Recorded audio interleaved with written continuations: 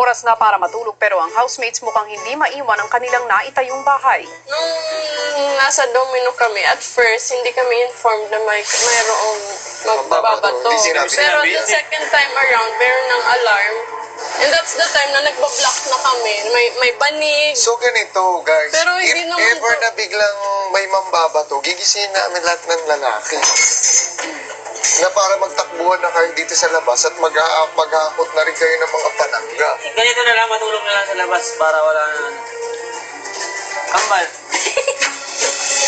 Kinaumagahan nagising ang housemate sa isang nakakakilabot na tunog.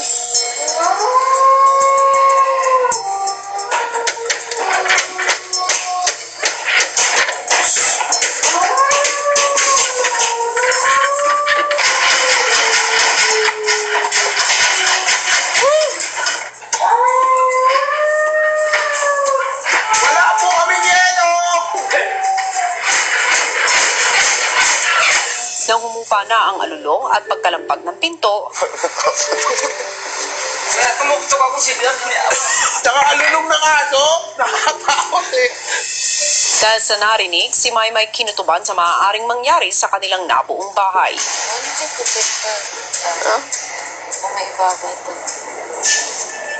Hanggang sa nangyari na nga ang kanilang kinatatakutan.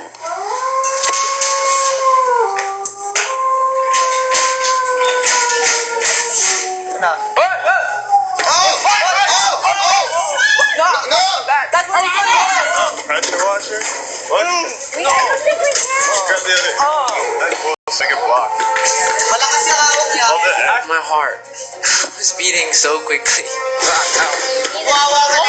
Magupangat eh! Hindi, kisis mo gusto. Lakas ng hawak niya, no? Basta tingin ko doon basta. Bukas na to. Bukas na.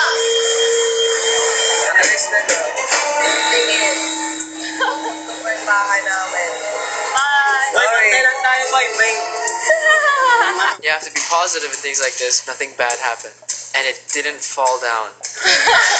Boy, may ano pa yan sila, ha? Sobra akong na-surprise at na-impress sa sarili namin, sa team namin. Lahat nagbigay ng todo effort, kahit emotions namin nasama din doon sa paggagawa ng tore. Hindi ko po talaga inasahan na magsistay siya. I'm gonna be worried about this all day. Hindi talaga nasa...